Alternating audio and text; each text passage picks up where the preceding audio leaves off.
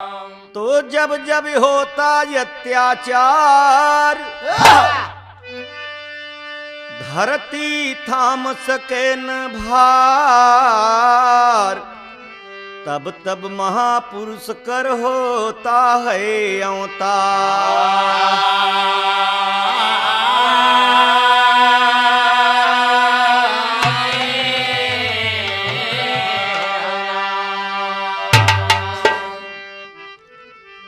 तो धरती पर पाप जब बढ़ जाता है तब पापी कुकर्मी क चमके सितारा, पशुवत व्यवहार करत आदमी निलज्ज बने, बहु अवर बेटी कई इज्जत बिगाड़ा, मालिक के दया लाग संत रूप धारण किए, सारे सृष्टि के संत आके संवारा। तो राम कैलाश कहे बुद्ध जी जन्म लिए, चोर पापी अन्यायी ठगहारन को तारा। सुनने वाले मित्र, आप लोग महान हैं, एक महान आत्मा पैदा भई इस धरती पर, कवि को कहना पड़ा। तो धरती अमर गगन फूल गुलशन खिले, धरती अमर गगन फूल गुलशन खिले, फूल भंवरा मधुर गुनगुनाने लगे, धरती अमर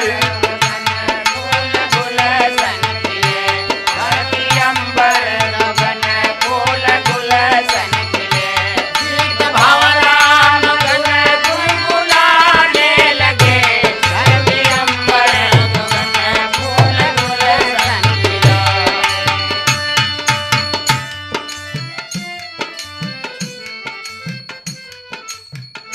मस्त कूके कोयल मोर नाचत बन में, मस्त कूके कोयल मोर नाचत बन में, मस्त कूके कोयल मोर नाचत बन में।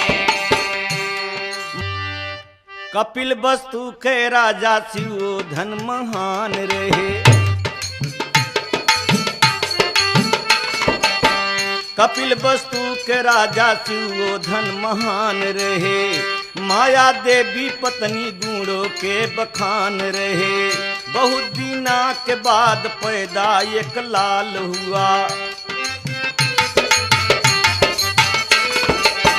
बहुत दिना के बाद पैदा एक लाल हुआ, खुशी पर जा भई राजा का मन निहाल हुआ, खुशी में राजा साहेब दान लुटावे लागे, ब्राह्मण भिक्षु द्वारे जयकार मनावे लागे, ब्राह्मण भिक्षु जयकार मनावे लागे, ब्राह्मण भिक्षु जयकार मनावे लागे।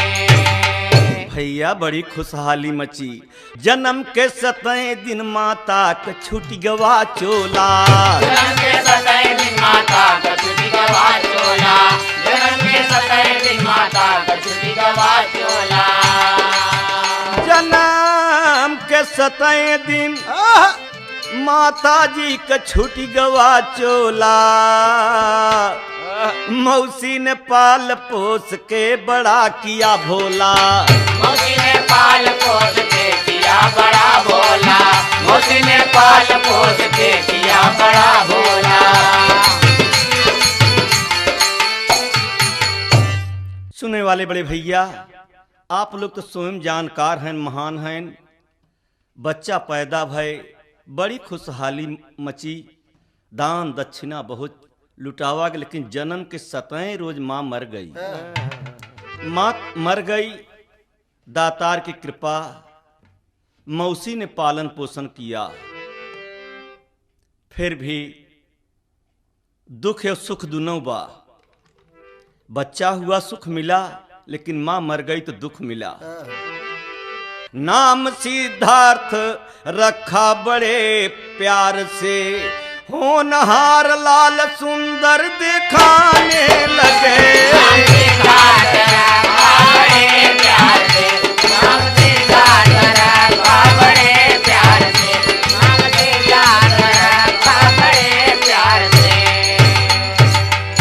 होनहार लाल सुंदर दिखाने लगे, होनहार लाल रूप सुंदर सुहाना सुहाने लगे। चंद्रमा की लाल बढ़ने लगे, चंद्रमा के लाल बढ़ने लगे, रूप सुंदर सुहाना सुहाने लगे, चंद्रमा के लाल बढ़ने लगे। बहुत सुंदर लड़का जे देखत ते चर्चा करता कि तो स्वयं सूरत जैसे भगवान का लग रही है। कवि के लिखना परा टेरी के बोल, जे कर रही भावना जैसी और प्रभु मूरत देखा तिन तैसी। हाय बैरागी जीवन राम मेर में, अरे बैरागी हो राम, बैरागी जीवन राम मेर में। अरे गौतम बुद्ध महात्मा माया मोह के त्यागी, बैरागी जीवन राम में रमे। गौतम बुद्ध महात्मा माया मोह के त्यागी, बैरागी जीवन राम। गौतम बुद्ध महात्मा माया मोह के त्यागी, बैरागी जीवन राम।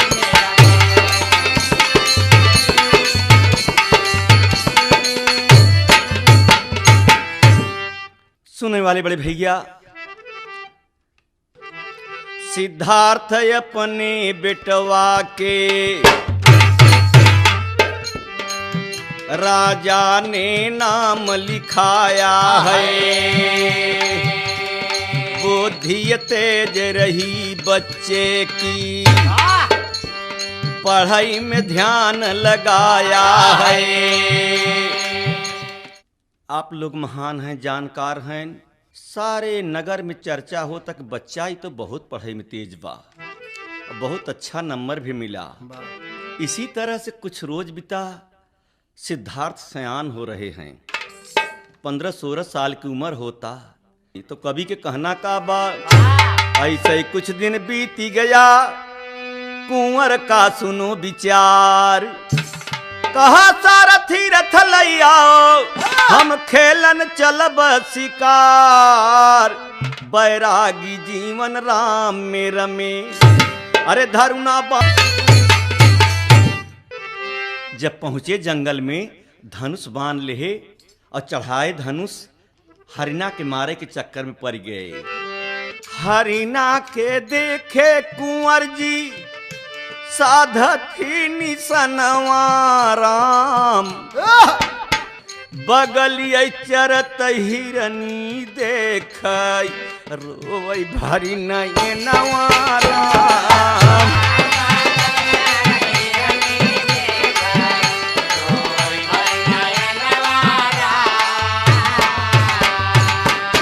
भैया का भीख मांगता, हरनी भीख का मांगता कुंवर बहादुर से।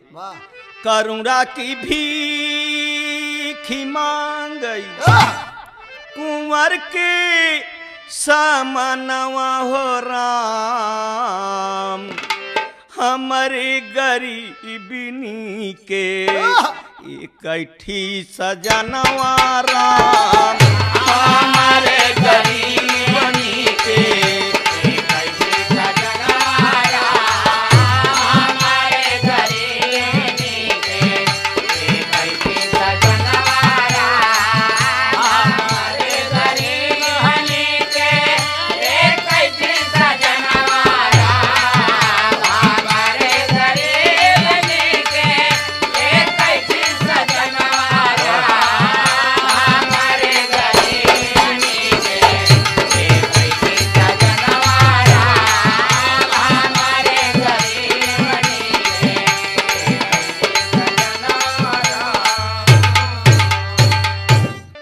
दयावंत कुंवर सोचाई लागे अपने मनवा हो राम, हत्या अब हम न करब, हरिना के अब हम न मरबई, लवटे भवनवा राम।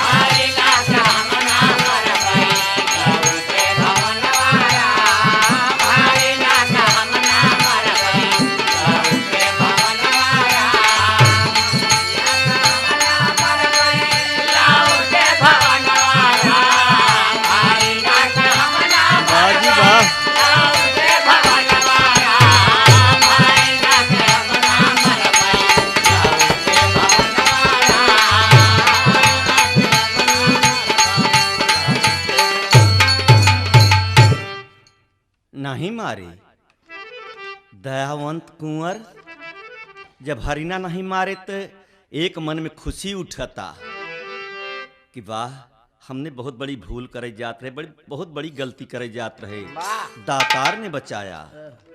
अरे नाही हरिना मारी तो हत्या लागत जीवन में दागी, बैरागी जीवन राम में रंगी।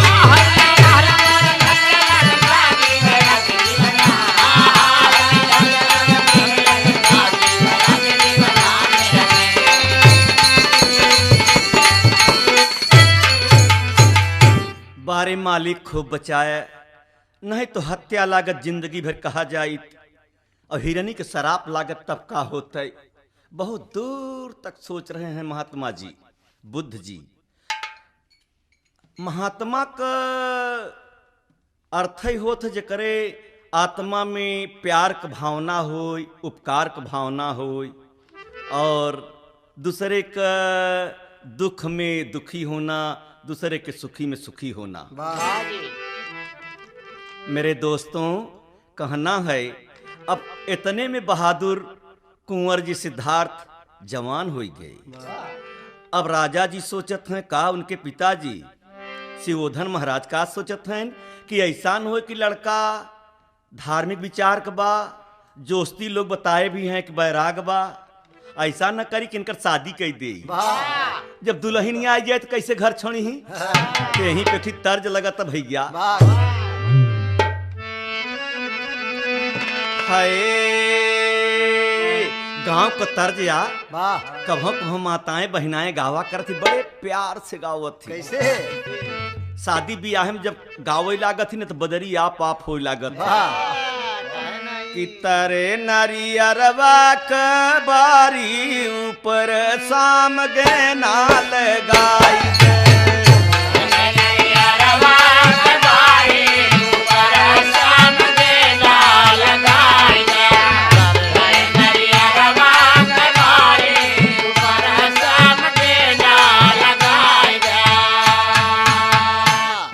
हमरे रामचंद्र विद्या के मेहरारू दोनों जने गंगा नहाए जात रहे, ते पछे का कहत पणिलन महादेव से जब चलिन गंगा नहाए तो कहतइन आव चली गंगा नहाई हो घोड़ैया मैलैल बा।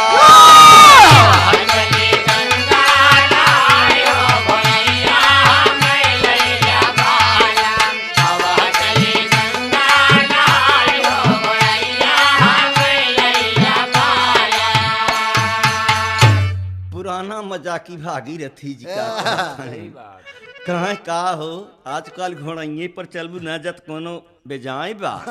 तो औरतन का कहत हैं, अरे बाबा पुराना फुटहरा जिन चबा, गंगा नहाने से पाप कट गई है, गंगा नहाने से पाप कट गई है, गंगा नहाने से पाप कट गई है। कट जाई हैं, कट जाई हैं, कट जाई हैं हमारा तोहर हो घोड़ाई आह मैलैल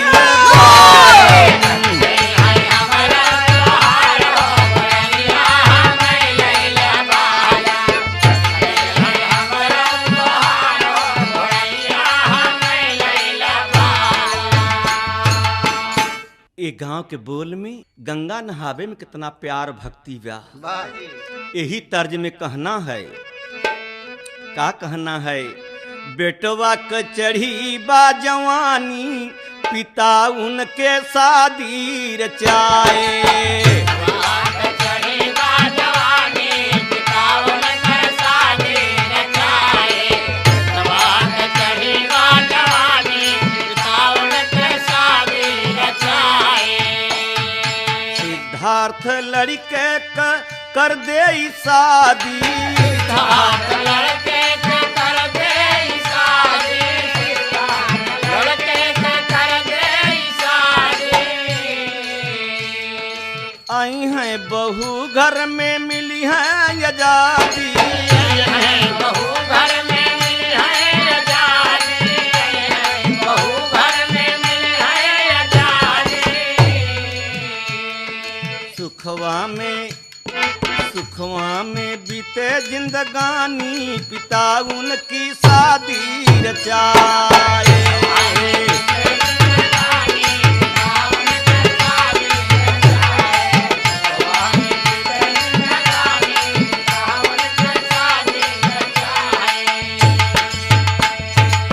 भैया यही विचार बनवत हैं राजकुमार जी का पिताजी शिवोधन महाराज कि पतो हुआ जाए घरवाली नहीं न कम से कम देखभाल दरबार का घर का करे और बड़ा अच्छा से जिंदगी बीते। शादी के करे संगे होता भैया कन्या यशोधरा रही गुण की खानी।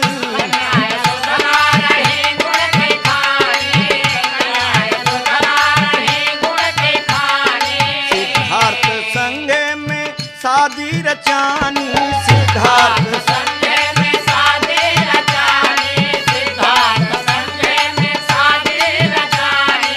आई गई बहुवर सयानी पिता उनकर शादी रचाए। बहुवर सयानी पिता उनकर शादी रचाए। आई गए बहुवर सयानी पिता उनकर शादी रचाए। पिता कुछ रोज पैदा भय एक ललनवा। पिता रोज पैदा भय एक ललनवा। रोज पैदा भय एक ललनवा। राहुल परा नाम लाल सोहयंगनवा। राहुल परा नाम लाल सोहयंगनवा। राहुल परा नाम लाल सोहयंगनवा। झिम बरसत बा पानी पिता उनकी शादी रचाए।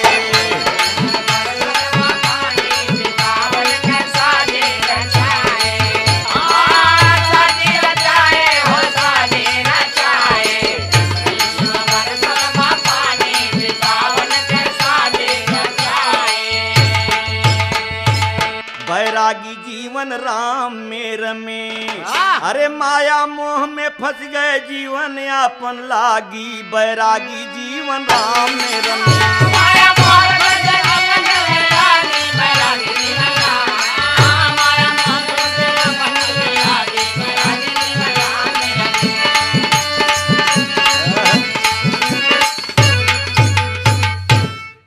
बड़े भाई थोड़ी देर तक तो कुछ रोज तक तो माया के चक्कर रहा, लेकिन रह रह के एक दर्द हुआ करे कि जिंदगी में उपकार करना और दूसरे का भलाई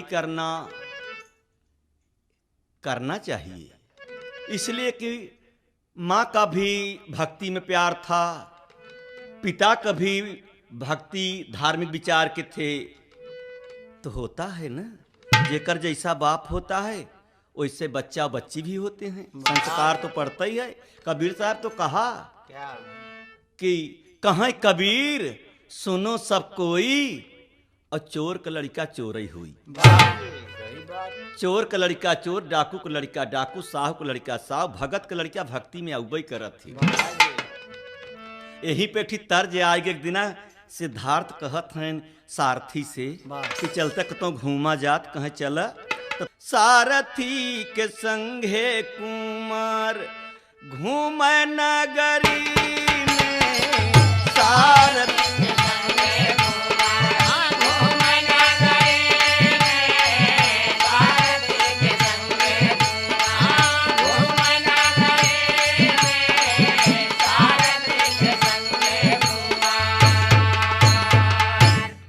सारथी सारथी के संगे कुंवर घूम नगरी में। जैसे नगरी के बाहर जाते हैं अपने राजधानी के, एकठी बुढ़ा आवता, सारा चमड़ा चुचकावा, आँखी घुसरी बा, डगडगा त सरमुड़ी हिलता, चल नहीं पावता, कुबरी और लाठी डंडा के सहारे आवता।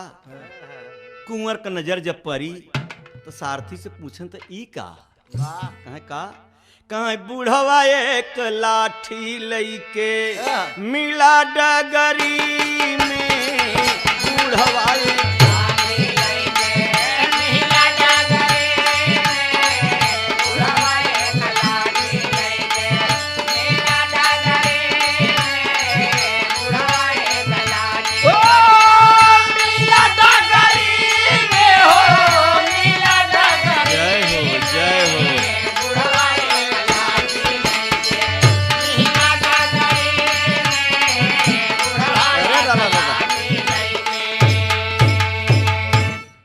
देखो आखिया त घुसुरुई रहली चुचका बा चमड़ावा।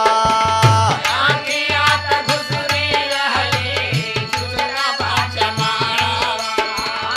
आखिया त घुसुरुई रहली चुचका बा चमड़ावा।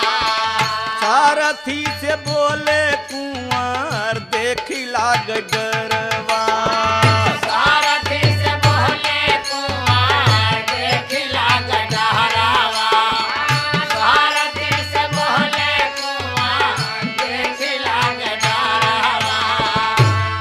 सारथी ये बुढ़ा के ये कौन सा है? ये तो देख के हमको डर लग रहा है, चला रहा है सामने मेरे चला रहा है। सारथी कहना है कुंवर बहादुर ऐसा न सोचो। कहाँ यही दिन सब पर आए,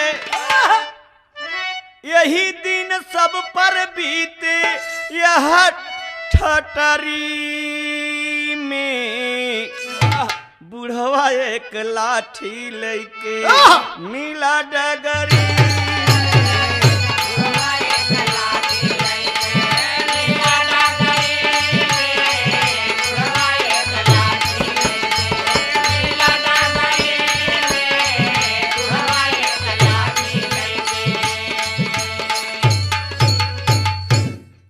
सारथी बोला सरकार बहादुर ये जिंदगी में सब कुछ देखे के पड़त है।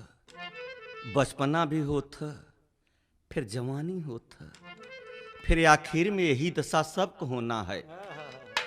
और जे पहले संभार लेस, जे जवानी साध लेस, ओकर बुढ़ाई सध जात। जे जवानी नहीं साधे ओकर बुढ़ाई नहीं सध सकत। ये बात सारथी बतिया था। कहे फिर यही सोच के जब घरे गए तो रात नींद नहीं लागता। रतिया में नींद नहीं सोचे अपने मनवा। रतिया में नींद नहीं सोचे अपने मनवा। रतिया में नींद नहीं सोचे अपने मनवा। रतिया में कुंवर नहीं कैलन भोजनवा। रतिया में कुंवर नहीं कैले भोजनवा। रतिया में कुंवर नहीं कैले भोजनवा। भैया खाना नहीं खाए, चिंता हो गई। सोचत हैं नींद भी नहीं आवता। उनका रानी साहबा पूछत हैं कि आज खाना नहीं खात हैं? कहें भूख नहीं है। कहें कुछ खा लीजिए। कहें बिल्कुल भूख नहीं है, पानी के प्यास नहीं है, आँखी में नींद नहीं आवता, उलझन है। क्या बात है? कहें क्या बताएं? ये सब जितना देखत है हमके सब झूठा लागता। बुढ़ाई आए, बाप रे बाप, ऐसे हमारो चमड़ा चुचके।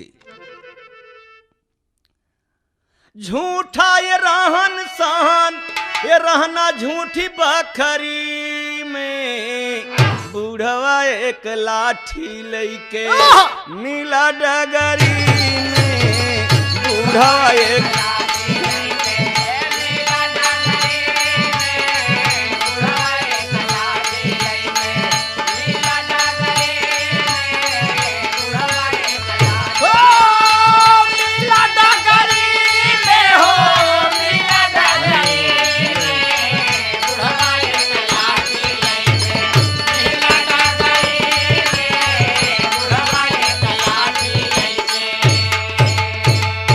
बैरागी जीवन राम में रमे सारी सारी रतिया आँख न लागी जागी बैरागी जीवन राम में रमे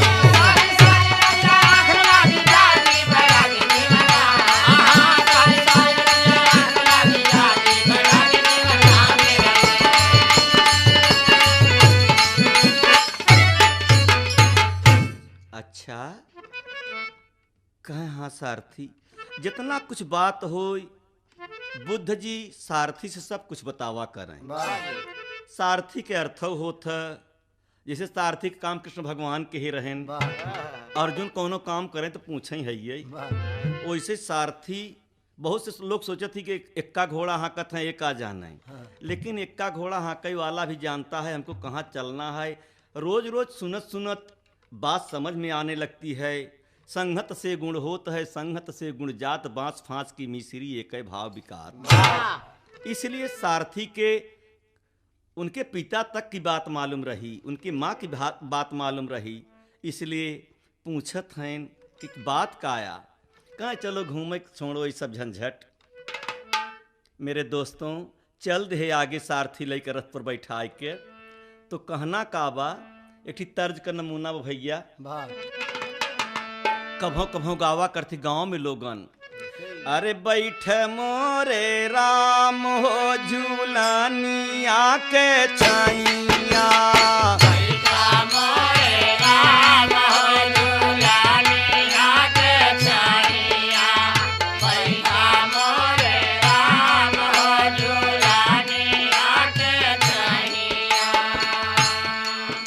अपने भाव में तो गवई करत थी और जब भाव में औरतन गावे लागे तो एकदम दुख हट जाता है सुख मालूम हो तो सुख के आनंद चल रहा है।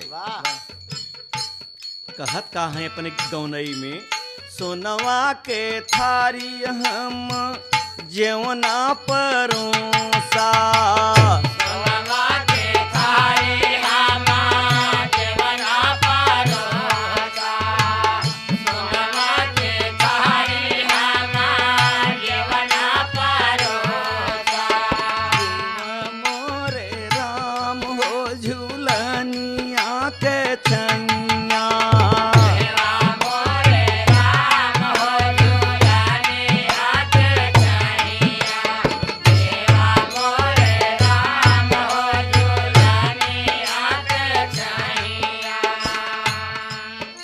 आप बताओ झूलनी के अर्थ कितना लग सकत है आप लोग कितना लगा ले कि हम नहीं बता सकत है लेकिन झूलनी में तो सारा संसार झूलता इसलिए जब धरती झूल रही है सूरज चांद सितारा झूल रहे हैं तो बचा कौन फिर बीच में सभी झूल रहा है क्यों कम क्यों ज्यादा।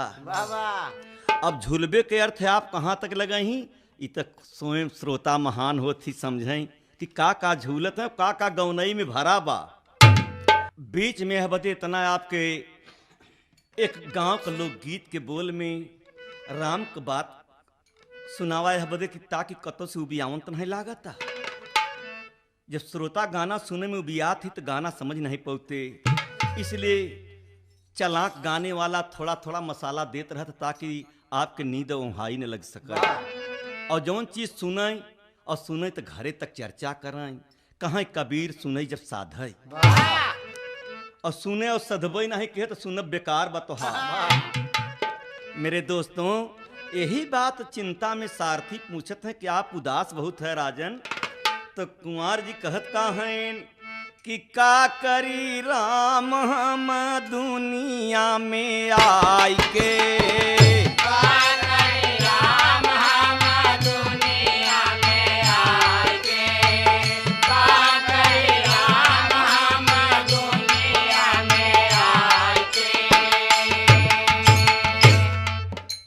करी राम हम दुनिया में आय के, कवन करी काम आखिर हीरा तन पाई के।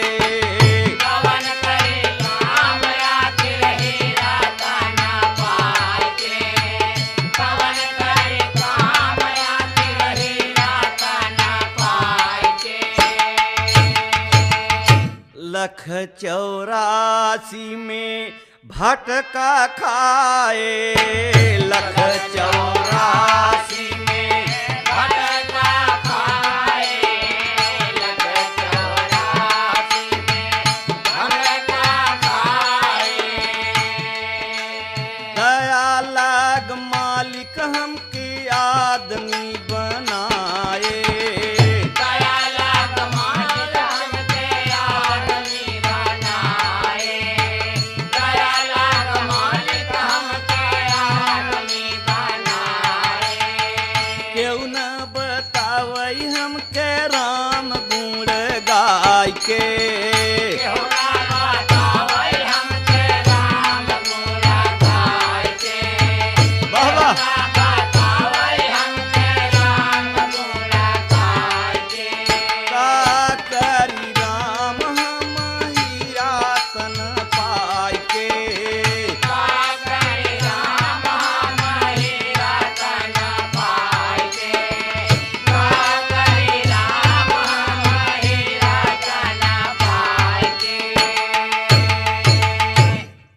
सुने वाले मित्र, बड़ी एक चिंता के विषय बनी बाटे राम सुमेर जी। वाह इसलिए चिंता बा कि जब आदमी के समझ आवत तब चिंता बनत है, वाह और जेकरे समझ नहीं न रामचंद्र चिंता नहीं बन पावा। आप लोग स्वयं जानकार हैं। अब चिंता के विषय बनी बा कि हम हीरा तन पावा। लोग कहती 84 लाख के बाद नंबर मिला बा। अब हमें करे का चाहे, इतना सोचत विचारत जब नगरी के बाहर जात हैं तो देखत का हैं। लाश लैक जात रोग रहले असमसानवा। लाश लैके जात लोग रहले असमसानवा, लाश लैके जात लोग रहले असमसानवा। देखती कुंवर आखिर धरी के धियानवा। देखती कुंवर आपन लैके धियानवा, देखती कुंवर आपन लैके धियानवा। अरे भैया सारथी, सारथी भैया ई का जाता कहे का लेके लोग जाते हैं कि राम नाम सत्य सत्य है, राम नाम सत्य है। सत्य है। अब मुर्दा के संगे सत्य असत्य का पता बा। कहे लोग सत्य का कह रहे हैं, कहे राम नाम सत्य कह रहे हैं, कहे सत्य कौन है। अब यही जगह पर उनके और झटका लागा था। कहे सत्य का है, कहे वे तो नहीं मालूम है। सारथी बोला कि महाराज ये बात तो नहीं मालूम है। तो सब वही से पूछे ज्ञानी लगिया बुलाय के, का करी राम हम ए मानवता न पाय के, का करी राम हम।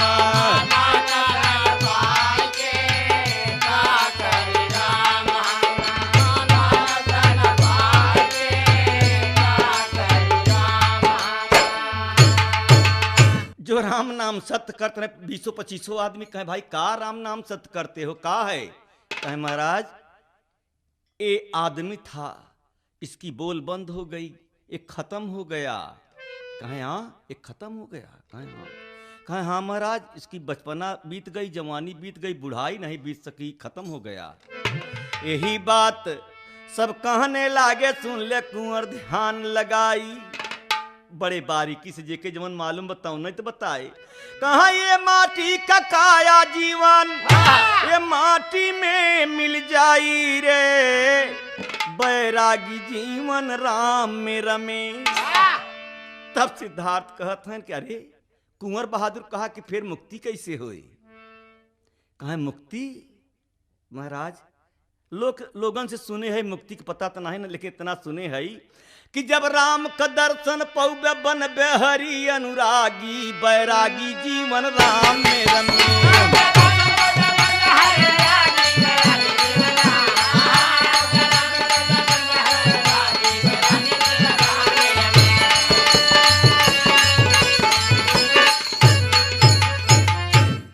प्यारे दोस्त,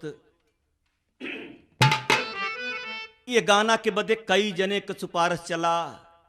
कई जने कहन कि भाई साहब बिहार में दास गाना गावे बहुत विचार दे हैं लोग कि महात्मा बुद्ध का यह गली गली में गांव गांव में चर्चा बा, गीत नहीं बनाए आप कैसेट में।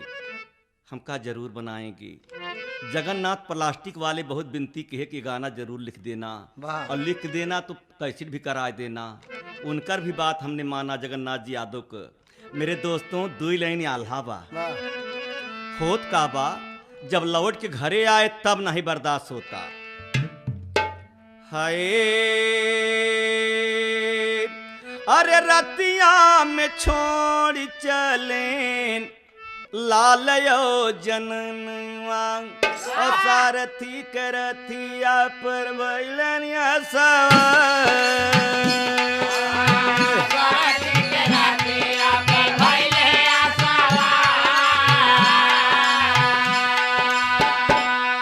घंटा 2 घंटा का समय बीती गईली, अपने राजधानी के हो गईले पास। सारथी से बोले कुंवर लौट जा भवनवा, सारथी से बोले कुंवर लौट जा भवनवा, सारथी से बोले कुंवर लौट जा भवनवा। करब तपस्या हम जंगल के मझार, करब तपस्या हम जंगल के मझार। बोला सारथी जब कुंवर से बयानवा, बोला सारथी जब कुंवर से बयानवा, बोला सारथी जब कुंवर से बयानवा। कैसे का राजा हम जाई दरबार, कैसे का राजा हम जाई दरबार। अरे राजा पूछे लगी जब आप वाली बतिया, राजा पूछे लगे हैं जलाब वाली बतिया, राजा पूछे लगे हैं जलाब वाली बतिया। कौन उत्तर देब जब पूछिए बहुआर, एको नाही बतिया सुनती लटगनवा।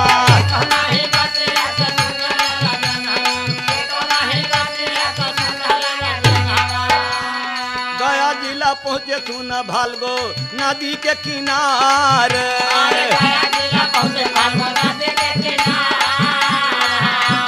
6 साल दिनवा बिताए नदिया पर,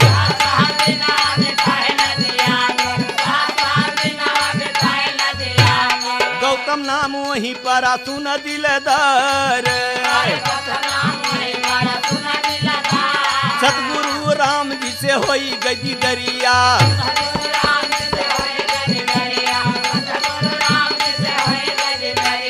हरिहर हर जी से पाए जब दीदार। आगे का कहानियाँ सुना मोरे बीमितवा, भगतन ककिए बाबू सुना उपकार।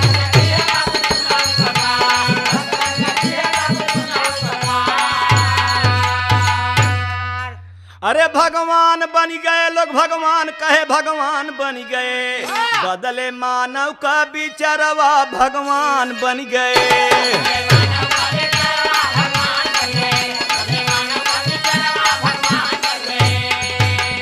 अंगुली मल डाकू एक रहा खूंखार, उत कह आदमी मारब हम 1000, पहिरब अंगुरी कहरवा अज्ञान बन गए। एक दिना गौतम बुद्ध से और अंगुली मल से हो गई दीदार, मचाए रहा जंगल में सुना हाहाकार, दौड़ा लइका कटरवा अज्ञान बन गए। वही समय में हंसा महात्मा बुद्ध ने, क्या बात है? तब अंगुलीमल बोला कि हमके लोग देख कर घबराते हैं, हाथ जोड़ते हैं, लेकिन ये आदमी हंस रहा, काहे हंस रहे हो? कहाँ हंसते है बते है कि हम इतना दिना से तपस्या भक्ति करते, हमार कैसे उपकार होए, कैसे उद्धार होए, और सोचत है तू इतना हत्या करते तो हार का होए। वह गिर गए चरण पर पटका का परवा, अज्ञान बन गए। वही समय में ज्ञान दिए, चोरी और चमारी द छोड़ी हमारे भाई, सदा सच बोल अहिंसा अपनाई बदल अपन तू बिचरवा महान बन गए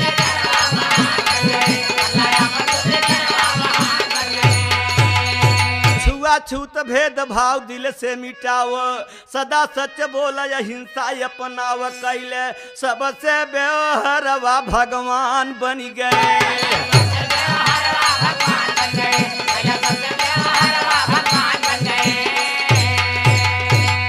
चोर अन्यायी डाकू तक के ज्ञान दिया तराम हित गुरु चंद्रमणि जी कविता लिखते भारी अरे राम कैलाश गायन में हवै बाबू निरंकारी बैरागी जीवन राम में रमे सतगुरु निरंकार जी दिया स्वर्य और रागी बैरागी जीवन राम में